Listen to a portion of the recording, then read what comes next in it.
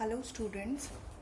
So the next topic in amines we will study is the chemical reactions of amines और जो first reaction है उसको हम detail में डिस्कस करेंगे, that is Hoffman elimination. ये बहुत important है reaction और इसके बाद इसी के continuation में है कि Hoffman elimination versus Setzeff rule, या जैसे formation of alkenes हैं दोनों ही cases में Setzeff rule हमने last year alkenes में डिटेल में किया है. So उसी को हम यहाँ पे पढ़ेंगे, बट पहले I will brief what exactly is Hoffman's elimination. So yesterday when we were discussing the preparation of amines, so I told you that whenever the excess of ammonia it is taken, that we are starting with Rx and repeated steps में जब ammonia आके add होता है, so what will be the ultimate result? It will be RNH2 साथ में HX निकलता है, या जो NH4 हम लोग बोल रहे थे NH4 when we were taking two ammonia molecules it was NH4X. इस तरीके से एक मॉलिक्यूल जो था वो एलिमिनेट हो रहा था. Further again another molecule of RX and then it will be R2NH. यहाँ प्राइमरी अमीन्स बनते हैं, यहाँ सेकेंडरी अमीन्स बनते हैं. फर्दर RX इंट्रोड्यूस होने से it will be tertiary amines which will be formed, and ultimately another molecule of RX can be accommodated by the lone pair of nitrogen in this amine and we get R4 N positive and X. तो हम इसको बोलते हैं quaternary ammonium salt. ये first step है जिसमें कि excess of ammonia when it is made to react with alkyl halides, तो जो repeated replacement है of X with the H group of this ammonia with R will ultimately give you quaternary ammonium salts. And then further ये जो quaternary ammonium salts हैं इसका आगे reaction है जहाँ से actually Hoffman elimination शुरू होता है. So further the quaternary ammonium salts, most of the time we used to have iodide salts because iodine as yesterday जब भी हमने ये डिस्कस किए थे लीविंग ग्रुप्स एंड न्यूक्लियोफिलिसिटी, तो इसमें जो आयोडाइड एंड आयन होती है out of all the halides जो I guess last year we have done in alkanes जहाँ पे सब्स्टिट्यूशन ऑफ H था with alkyl group halide group. तो आयोडीन का जो आयोडाइड एंड आयन होता है it is best leaving group and it has best nucleophilicity. So nucleophilic substitution reaction में जो एल्काइल आयोडाइड्स होते हैं they are the best substrates we can start with. Bromine भी रिलक्टेंट होगा टू लीव, इवन क्लोरीन ज्यादा reluctant होगा and this will be the having maximum nucleophilicity. So when quaternary ammonium salt it is made to react with silver oxide in the presence of water. ये reaction है जिसको हम Hofmann elimination का first step भी consider कर सकते हैं. That two molecules of quaternary ammonium iodide salt and silver oxide will be Ag is the symbol of silver, so silver oxide Ag2O in the presence of water will give, यहाँ से iodine will be replaced with OH negative and H positive. Water will fragment in this manner. So we will have R4 N positive OH negative plus AgI. Two molecules will be precipitated out in the presence of water. So यहाँ मैंने generalized R लिखा है, या R के लिए आप alkyl group को replace करके मीथेन लगा दो, कुछ भी any group can be there. Now we have to see कि how this mechanism it is occurring. So simply I will take example that this type of ये जो R है R group it is having such type of alkyl group that N CH3 thrice N is positive and CH2 CH 3 and here it will be OH negative. ये आ गया quaternary ammonium hydroxide. इसमें देखो ये भी quaternary salt है. कैसे? Ammonia it is binded with 3 methyl group and this is a R group.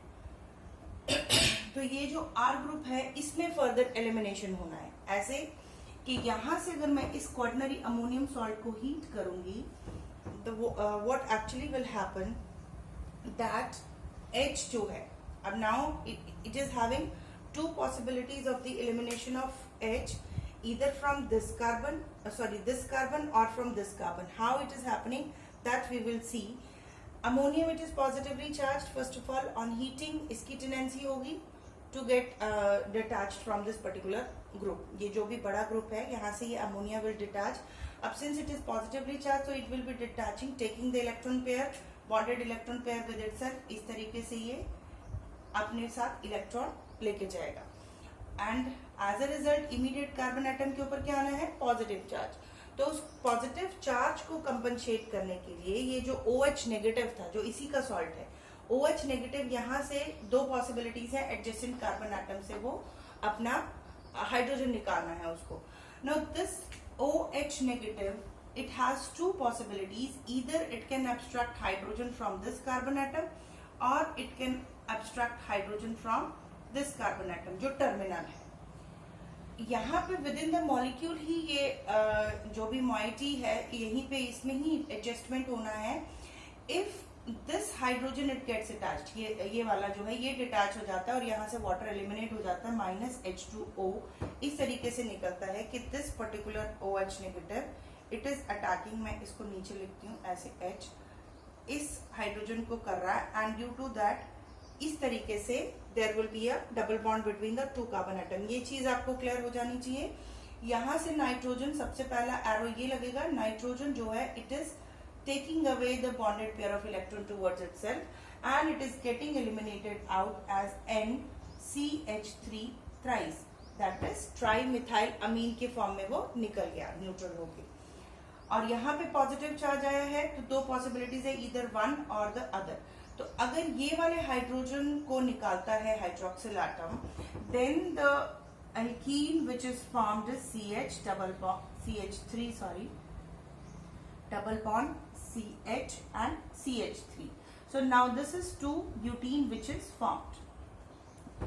Second possibility है when on heating this hydroxyl group, अब इस तरफ को मैं यहाँ से इरेज कर रही हूँ, otherwise you have to write down, I mean जब एक्सप्लेन करना हो, so you can use another step as well, but here I am just writing this way. आपने मैकेनिज्म में सिर्फ एक ही स्टेप, एक ही कोई हाइड्रोजन उठाना है दोनों तरफ में से कहीं से भी, बट कौन से वाला लेना है मैकेनिज्म में, वो ये है second step. OH negative will abstract the hydrogen from here. ये स्टेप है जो आपको शो करना है, माइंड इट. ये जो सेकेंड वाला ये एरो है, इसको आपको शो करना है whenever the mechanism, you have to discuss the mechanism of the reaction. So यहाँ पे nitrogen again it is leaving, taking the electron pair with itself, and carbon जो है it is getting positively charged. Due to that, hydroxyl ion from here will abstract this hydrogen present on the terminal carbon atom. देखो यहाँ पे क्या है, ये वाली जो कार्बन एटम है it is further bonded to a methyl group, whereas इस तरफ की जो कार्बन एटम जहां से उसने हाइड्रोजन उठाया which is alpha carbon, you can say, ये दोनों ही इस कार्बन के रिस्पेक्ट में अल्फा पोजीशन पे हैं. तो अल्फा पोजीशन से उसने वो वाली कार्बन एटम के हाइड्रोजन को अटैक किया जो कि इंडिपेंडेंट है या पूरी तरह से एक्सपोज्ड हाइड्रोजन है. यहाँ पे there will be steric hindrances, methyl group की वजह से स्टेरिक हिंड्रेंसेस होंगी, तो इधर पे इट विल बी रिलक्टेंट, इस वाली तरफ का हाइड्रोजन वो नहीं ग्रैब करेगा, जबकि दूसरी तरफ which is independent, I mean exposed है हाइड्रोजन पूरी तरह से, there is no steric hindrances, वो वाले हाइड्रोजन को वो पिक करके the resultant alkene which is formed is terminal alkene, that is 1 butene will be formed. There are two possibilities of formation of butene, either it is 1 butene or it is 2 butene. तो Hofmann elimination का ये जो rule है या Hoffmann rule है, it states that जब भी यहाँ से एल्कीन बनना है, ऐसी कोई रिएक्शन से एल्कीन बनना है क्वाटरनरी अमोनियम हाइड्रोक्साइड से, तो जो मेजर प्रोडक्ट होगा that will be less substituted across the double bond. Minded, ये आपको पिछले साल याद आना चाहिए, सेटजेफ rule, less substituted across the double bond will be the major product. Double bond will be the major product. This is important. ये Hofmann elimination है कि वो एल्कीन बनती है which is less substituted across the double bond. जबकि जब हम पिछले साल हमने जब ये किया है एल्कीन्स, वहां पे हमने सेटजेफ रूल पढ़ा था. सेटजेफ रूल में डिटेल में वी हैव स्टडीड कि whenever there are alkene formation, तो एल्कीन्स जो नॉर्मल उसमें बनती हैं एल्कीन्स, जैसे if it is treated with mild acid, any Saytzeff elimination, जैसे डीहाइड्रो हैलोजिनेशन जब हम करते हैं उसमें हम सेटजेफ रूल पढ़ते हैं. तो सेटजेफ rules it states that CH3C X है CH2 CH3 and in the presence of a acid or a base, कोई माइल्ड एसिड है माइल्ड बेस है, ऐसे मैंने B अब्रिविएट कर दिया. ट्रांजिशन स्टेट से ये रिएक्शन प्रोसीड होती है. जो भी एल्कीन्स के आपको लास्ट ईयर के रिएक्शंस पता होने चाहिए. यहाँ से X जो है that will be going out as X negative, इस फॉर्म में माइनस X नेगेटिव जाएगा. एंड पैरेलल जो हाइड्रोजन है out of the 2 carbon atom जो इसके साथ अटैच्ड है इमीडिएटली इस कार्बन के साथ, ये 2 पॉसिबिलिटीज हैं. तो out of the 2 carbon atoms वो वाला हाइड्रोजन आएगा जहां पे कि कम नंबर ऑफ हाइड्रोजन्स हैं, या वो हाइड्रोजन एब्स्ट्रैक्ट होना है जब जिससे एल्कीन जो बनती है वो alkene it is more substituted across the double bond. मतलब 2 butene will be the major product if it is Saytzeff rule. तो दोनों ही रिवर्स है, मतलब ये दोनों आपस में दोनों में ही एल्कीन बन रही है. हॉफमैन एलिमिनेशन में भी सेटजेफ रूल से जो भी डीहाइड्रो हैलोजिनेशन होता है या जितनी भी एलिमिनेशन रिएक्शंस हैं अल्काइल हैलाइड्स की अकॉर्डिंग टू सेटजेफ रूल. ठीक है, elimination reactions of alkyl halides they follow सेटजेफ rule. ठीक है, ये इस तरीके से डीहाइड्रो हैलोजिनेशन या जो भी डिहाइड्रेशन है इनमें सब में मेजर प्रोडक्ट वो बनता है या वो एल्कीन बनती है जो कि मैक्सिमम उसके अराउंड, जो डबल बॉन्ड के अराउंड मैक्सिमम R ग्रुप्स हों. जैसे यहाँ पे 2 ब्यूटीन बन रहा है, मीन्स हर एक कार्बन जो डबल बॉन्ड के अराउंड है उसके पास R ग्रुप है, इवनली डिस्ट्रीब्यूटेड है. But Hofmann elimination it is the reverse. So this is all about Hofmann elimination. And इसी के कंटिन्यूएशन में था Hofmann elimination versus Saytzeff elimination या सेटजेफ रूल. तो हॉफमैन एलिमिनेशन क्यों ऐसा हो रहा है कि वो मेजर प्रोडक्ट जो है वो लेस सब्स्टिट्यूटेड एल्कीन बन रहा है and not just like Saytzeff rule. So उसके पीछे रीजन है स्टेरिक हिंड्रेंसेस. जब भी वो हाइड्रोजन एब्स्ट्रैक्ट करेगा तो उसकी टेंडेंसी होगी OH नेगेटिव आयन की कि वो वाले हाइड्रोजन को एब्स्ट्रैक्ट करे जहां पे कम स्टेरिक हिंड्रेंसेस हैं. एंड उसी की वजह से जो बीटा हाइड्रोजन है, बीटा हाइड्रोजन जो उसने उठाना है उसकी स्टेरिक हिंड्रेंसेस कम होनी चाहिए. सो this is about the beta elimination और द रिजियो सिलेक्टिविटी. इसको आप इस तरीके से भी लिख सकते हैं, ऐसे भी क्वेश्चन आ सकता है. Regioselectivity in Hofmann elimination and Saytzeff elimination या सेटजेफ रूल. तो ये दोनों ही रिजियो सिलेक्टिव रिएक्शंस होती हैं. बट हॉफमैन में जो प्रोडक्ट बनता है वो लेस सब्स्टिट्यूटेड एल्कीन होता है across the double bond, and Saytzeff में it is reverse, that is more substituted. Then next chemical reaction it is carbylamine reaction. Carbylamine reaction it is again important. Second जो है कार्बेलामाइन reaction, ये जो naming reaction होते हैं specifically वो इसलिए important है क्योंकि वो डायरेक्टली क्वेश्चंस में पूछे जाते हैं और फॉर मिनिमम 3 मार्क्स के लिए वो पूछा जाएगा along with the mechanism. Carbylamine test भी होता है, मतलब उसको हम कार्बेलामाइन टेस्ट इसलिए कहते हैं क्योंकि अमीन्स का टेस्ट है वो. एंड इसके साथ में इसको it is also written as isocyanides. So carbalamine test या isocyanide it is given by both aliphatic as well as aromatic primary amines. ठीक है, प्राइमरी अमीन्स कौन से वाले, एलिफैटिक भी और एरोमेटिक भी, वो ही देंगे. और वो टेस्ट कैसे होगा कि जब क्लोरोफॉर्म की प्रेजेंस में and under basic conditions alcoholic KOH use किया जाता है RNH2. Mind it, ये कार्बोलामाइन test it is given by only the primary amines, whether it is aliphatic or it is aromatic, when treated with chloroform in the presence of alcoholic KOH. The resultant, and they are heated together, the resultant product are isocyanide are formed plus 3 KCl molecules and water it is eliminated out. So 3 water molecules are also eliminated out. So this is the chemistry of the reaction.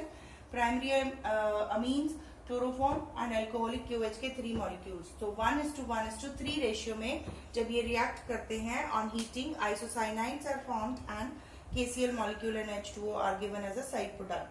तो ये जो बाकी secondary और tertiary amines जो हैं ये test नहीं देते हैं. तो इसकी वजह से जो डिस्टिंग्विश करना है अगर आपको कि ये प्राइमरी अमीन है कि सेकेंडरी टर्शरी है, तो अगर if it will be primary only then this test will be given. Otherwise secondary and tertiary will not react in this reaction. That reaction will remain as such. I mean वो जो reactants हैं वो बिल्कुल non reactive है, तो वो reaction में कोई चेंज आपको नहीं दिखेगा. So first, then the next is the mechanism of this reaction, how this is occurring.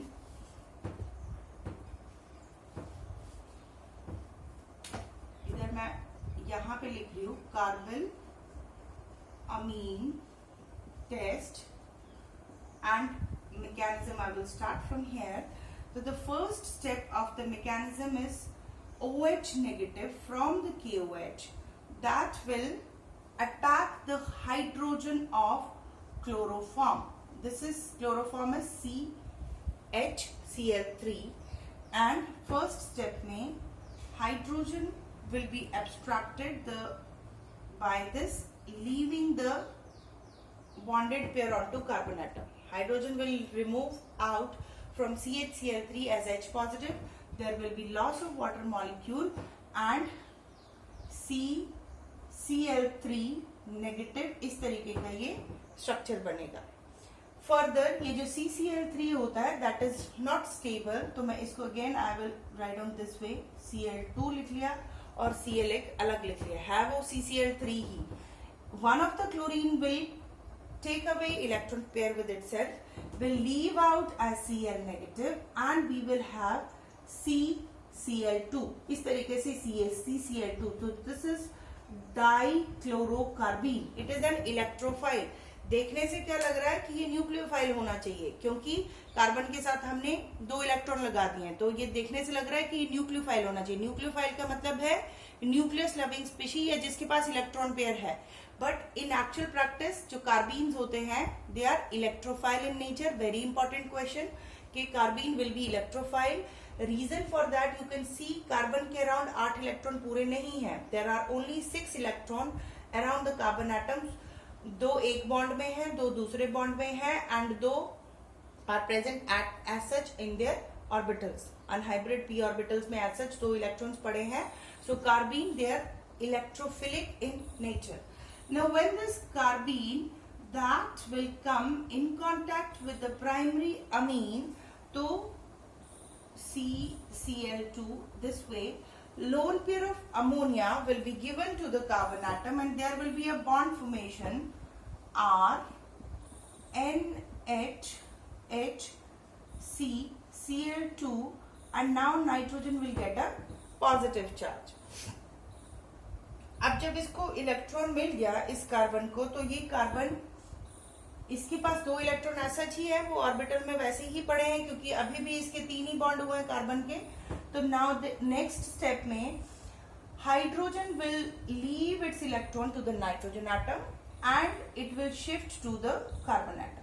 तो दिस वे यहाँ पे नीचे लिखती हूँ R एंड इस तरीके से वो नाइट्रोजन के ऊपर जब इलेक्ट्रॉन छोड़ेगा तो नाइट्रोजन का पॉजिटिव चार्ज कंपनसेट हो गया, उसके पास वापस लोन पेयर आ गया CH, एंड इस तरीके से I can write of Cl2. Next step में व्हाट विल हैपन, इसको मैं इरेज करके I will write down here.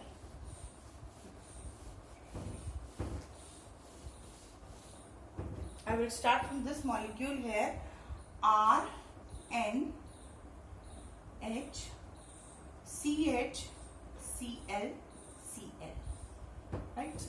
So next step में what will happen? Again the lone pair of nitrogen will come in between the carbon and nitrogen, and यहाँ से chlorine जो है that will be lost out as Cl negative. ये जो Cl negative निकलेगा तो carbon के ऊपर पॉजिटिव चार्ज आना है, तो just to compensate that positive charge, lone pair of nitrogen again it will come in between the carbon and nitrogen bond, and we will have R N C H Cl H. Again nitrogen will have a positive charge on it. Next में वहीं से शुरू करेंगे, R N positive H double bond CH Cl. It will be again hydrogen from here will migrate onto this carbon atom. If you look at this particular carbon atom, यहाँ से chlorine will go as Cl negative. तो इसके ऊपर फिर से एक electron pair बच गया, या मतलब you can say कि carbon again it is having only 3 bonds. So due to that, hydrogen from the adjacent nitrogen will shift onto the carbon atom, and the lone pair will go here into the nitrogen. So nitrogen फिर से कैसे हो गया, R N C H2 इस तरीके से बन गया, RnCH2 बन गया. I'm sorry, just a minute. It will not be migrating to this. Rather, यहाँ से Cl निकलेगा और इधर से H निकलेगा. It will be going out as HCl. इकट्ठा ही कर दिया एक्चुअली मैंने ये दोनों स्टेप्स को. It will be this way, and here it will be only one H. So when Cl it is lost out, carbon के ऊपर again there is a electron pair on it, और यहाँ से ये जो नाइट्रोजन है उसके ऊपर भी लोन पेयर आ गया है. तो नेक्स्ट स्टेप में